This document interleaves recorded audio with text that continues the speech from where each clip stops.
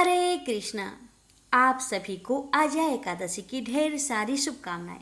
भक्तों, आज का दिन है एकादशी व्रत का और इस दिन गीता पाठ का सुनना मोक्षदायिनी माना गया है। आज आप सुनेंगे गीता के पावन अध्याय, जिससे आपका हर दुख मिटेगा, हर मनोकामना पूर्ण होगी और आपको भगवान विष्णु का अपार आशीर्वाद मिलेगा। भक्तों, यह अवसर बार बार नहीं आता, तो भावपूर्वक सुनिए गीता का यह अमृतमयी पाठ। हरे कृष्णा। अर्जुन ने पूछा, इस प्रकार जो भक्त सदैव योग युक्त होकर आपकी उपासना विधि पूर्वक करते हैं और वे जो अव्यक्त पर ब्रह्म को भजते हैं, इन दोनों में कौन सा योगी श्रेष्ठ है? श्री भगवान जी बोले, जो मेरे विषय में मन लगाकर परम श्रद्धा पूर्वक मुझको भजते हैं, वे उत्तम योगी हैं।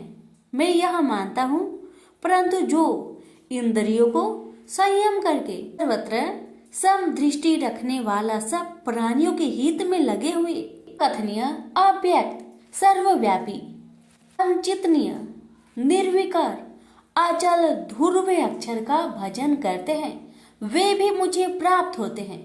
अव्यक्त में मैं जिनका चित्त आसक्त है, वह कष्ट अधिक पाते हैं, क्योंकि अव्यक्त गति के प्राणी कष्ट पाते हैं। हे पार्थ, जो प्राणी अपने सब कर्मों को अर्पण करके मेरी शरण में आकर अनन्य भक्ति से मेरा ध्यान करते हैं और पूजते हैं, उन शरण में आए हुए भक्तों को मैं थोड़े समय में ही मृत्यु संचार से उद्धार कर देता हूँ। मुझ में ही मन रखो, मुझ में ही बुद्धि रखो, तब तुम मुझ में ही निवास करोगे, इसमें कुछ संदेह नहीं। हे धनंजय, यदि इस प्रकार तुम मुझसे अपने चित्त को रखने में समर्थ ना हो, तो योग अभ्यास द्वारा हमारे पाने के लिए बार बार यत्न करो। यदि अभ्यास भी ना हो सके तो मेरे उद्देश्य से व्रत आदि ही करो। यदि मेरे लिए तुम कर्म करोगे तो भी तुम्हें मुक्ति प्राप्त होगी, और यदि ऐसा भी ना कर सके तो मन को रोककर अनन्य भाव से मेरी शरण में आओ और फल की आशा छोड़कर कर्म करो, क्योंकि अभ्यास से ज्ञान उत्तम है, ज्ञान से ध्यान श्रेष्ठ है, त्याग से शांति प्राप्त होती है।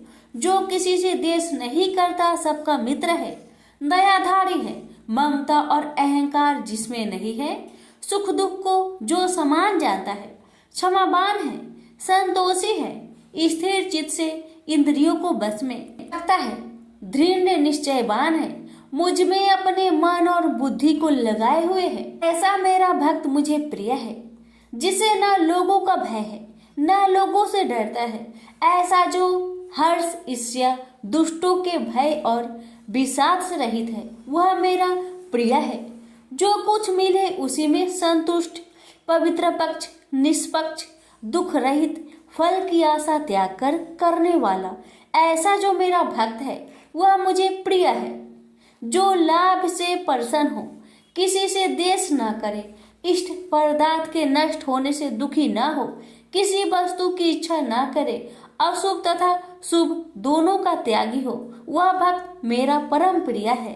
जिसको शत्रु और मित्र, मान और अपमान, सर्दी और गर्मी, सुख तथा दुख समान है, और जो वासनाओं से रहित है, निंदा एवं स्तुति को समान जानता है, जो मुझ में श्रद्धा करके मुझे मानता हुआ इस अमृत के समान कल्याणकारक धर्म का आचरण मेरे उपदेश अनुसार करते हैं, वे मुझे अत्यंत प्रिय है। प्रेम से बोलिए श्री कृष्ण भगवान की जय। आप सुनिए 12वें अध्याय का महात्म्य। श्री भगवान बोले, हे लक्ष्मी, अब 12वें अध्याय का महात्म्य सुनो। दक्षिण देश में एक सुखानंद नाम का राजा रहता था, जिसके नगर में एक अत्यंत लंपट रहता था। एक गणिका से उसकी प्रीति थी। वह दोनों एक देवी के मंदिर में जाकर मदिरा पान किया करते, मांस खाए और भोग भोगे। और जो कोई पूछे तुम यहाँ क्या करते हो, तो कहते हम यहाँ रहकर देवी की सेवा करते हैं, ऐसे झूठ कह देते। उसी मंदिर में एक ब्राह्मण देवी की सेवा करता था। एक दिन उस ब्राह्मण ने देवी की स्तुति की। देवी परेशान होकर बोली, वर मांग, जो मांगेगा सो दूंगी। उसने धन संतान का सुख मांगा। देवी ने कहा, ए ब्राह्मण, मैं अवश्य तुझे संतान दूंगी, पर एक काम कर, पहले इन दोनों का उद्धार कर ले। तब ब्राह्मण ने नारायण जी का तप किया। भगवान प्रसन्न हुए तथा नारायण जी गरुड़ पर बैठकर आए और कहा, तेरी क्या कामना है? ब्राह्मण ने पूछा, इन दोनों का उद्धार कैसे हो? श्री नारायण जी बोले, हे ब्राह्मण, गीता जी के 12वें अध्याय का पाठ सुनाओ तो दोनों का उद्धार हो जाएगा। तब उन दोनों ब्रीप ने भगवान की स्तुति कर धन्यवाद दिया। फिर ब्रीप ने उस गणिक और लंपट को बैठाकर गीता के 12वें अध्याय का पाठ सुनाया। सुनते ही उन दोनों की देही छूटी और देवदेही पाकर बैकुंठ को गए। प्रेम से बोलिए लक्ष्मी नारायण की जय। महात्मा सहित भगवान बोले, हे लक्ष्मी, संसार अश्वत्थ पीपल के समान है, जिसकी पुरुष रूप जड़ ऊपर है, चराचर शाखा नीचे है, वेद इसके पत्ते हैं। जो यह जानता है वही वेद का ज्ञाता है। इसकी शाखा ऊपर नीचे फैली हुई है। सत्य, रज, तम और गुण इसकी रज वाहिनी नसें हैं, जिनसे इनका पालन होता है। शब्द रूप इनकी डालियां हैं। वह पीछे कर्म रूप में प्रकट होने वाली इसकी जड़ नीचे मनुष्य लोक में और भी नीचे तक चली गई है। और अश्वत्थ का यह रूप इसका आदि अंत और आकार संसारी प्राणी के ध्यान में नहीं आता, तथापि इसकी जड़ गहरी है।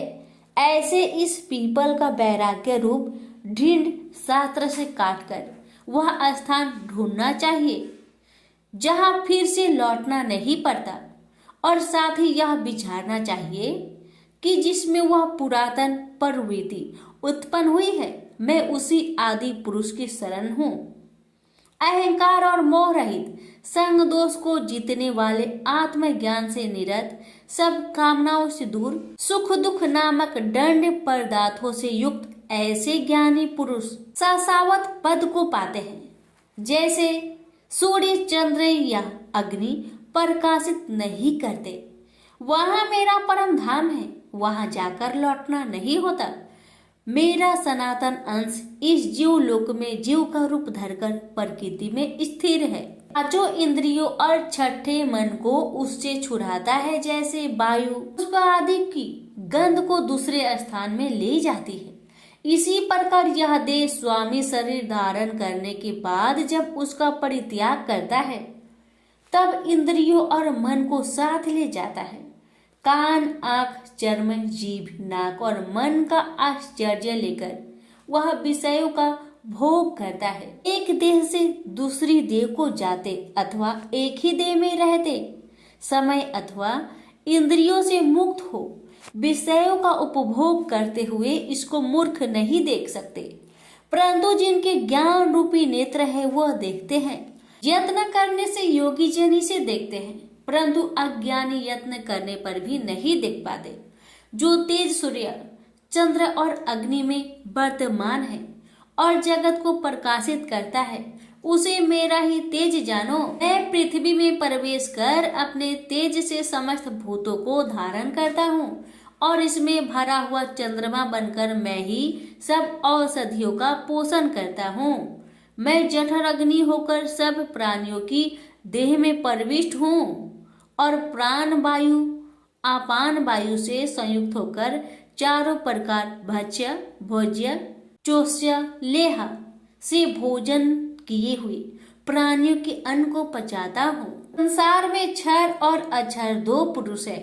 जितने नाशवान प्राणी हैं वो क्षर कहलाते हैं और स्थिर चैतन्य को अक्षर कहते हैं। मैं अक्षर और क्षर में उत्कृष्ट हूँ। इसी कारण से लोक और वेद में जो पुरुषोत्तम के रूप को जानता है वह सब कुछ जानता है और सर्व भाव से मेरा ही स्मरण करता है। प्रेम से बोलिए श्री कृष्ण भगवान की जय। सुनिए 15वें अध्याय का महात्मा है। उत्तर प्रदेश में एक नरसिंह नामक राजा था और सुभंग नामक मंत्री था। राजा को मंत्री पर बड़ा भरोसा था। मंत्री के मन में कपट था। मंत्री चाहता था राजा को मारकर यह राज्य मैं ही करूं। इस तरह कुछ काल व्यतीत हुआ। एक दिन राजा नौकर चाकरों सहित सो रहा था। तब मंत्री राजा को सारे नौकरों सहित मारकर राज्य करने लगा। कुछ काल व्यतीत हुआ, तब वह भी मर गया। धर्मराज के पास दूध बांध कर ले गए। धर्मराज बोला, हे यमदूतो, यह बड़ा पापी है, इसको नरक में डालो। हे लक्ष्मी, इस प्रकार कई नरक भोगकर धर्मराज की आज्ञा से घोड़े की योनि में आया। सिंघल द्वीप में जन्मते घोड़ा हुआ। एक सौदागर ने बहुत से घोड़े को मोल लिया और वह घोड़ा खरीदकर अपने देश को चला। चलते चलते अपने देश में आया। तब वहां के राजा ने सुना कि अमुक सौदागर बहुत से घोड़े ले आया है। तब राजा ने उसे बुलाया और कई घोड़े खरीदे। उस घोड़े को भी खरीदा। जब उस घोड़े ने राजा को देख उसने सिर फेर लिया। यह देख राजा बोला, क्या बात है जो घोड़े ने सिर फेरा है? राजा ने पंडित को बुलाकर पूछा कि इस घोड़े ने हमें देखकर सिर क्यों फेरा, इसका क्या कारण है? पंडित ने कहा, राजन, इस घोड़े ने तुमको सिर नवाया है। राजा ने कहा, यह बात नहीं है। कई दिन पीछे राजा शिकार खेलने को उसी घोड़े पर सवारी करके गया। वह घोड़ा बहुत तेज चलता था। राजा शिकार खेलता खेलता बहुत दूर चला गया। उसी दिन राजा ने जाते ही शिकार मारा। राजा बहुत प्रसन्न हुआ। दोपहरी की गर्मी के कारण राजा को प्यास लगी। तब राजा ने वन में एक साधु को कुटिया में बैठे देखा। तालाब से जल भरा हुआ था। वहां राजा उतरा, घोड़े को वृक्ष में बांधकर कुटिया में गया तो साधु अपने पुत्र को गीता जी के 15वें अध्याय का पाठ सिखा रहा था। वृक्ष के पट्टे पर श्लोक लिखकर बालक से कहा, खेलते भी रहो और इसको कंठ करो। उस पत्ते को घोड़े ने देखा तो तुरंत उसकी देह छूट गई। देवदेही पाई, स्वर्ग से विमान आया, उस पर बैठ बैकुंठ को चला। इतने में ही राजा जल पीकर बाहर आया। देखा तो घोड़ा मरा है। राजा चिंतित होकर बोला, यह घोड़ा किसने मारा है? इसे क्या हुआ? इतने में वह बोला, हे राजन, तेरे घोड़े का चैतन्य मैं हूँ। मैंने अब देवदेही पाई है, बैकुंठ को चला हूँ। राजा ने पूछा, तुमने कौन सा पुण्य किया है? घोड़ा बोला, यह बात ऋषिवर से पूछो। राजा ने मुनीश्वर से पूछा। मुनि बोला, हे राजन, गीता जी का श्लोक लिखा हुआ पत्ता इसके आगे पड़ा है। घोड़े ने यह अक्षर देखे हैं, इस कारण घोड़े की सदगति हुई है। श्री नारायण जी बोले, हे लक्ष्मी, यह गीता के 15वें अध्याय का महात्म्य मैंने तुमको सुनाया। प्रेम से बोलिए लक्ष्मी नारायण की जय।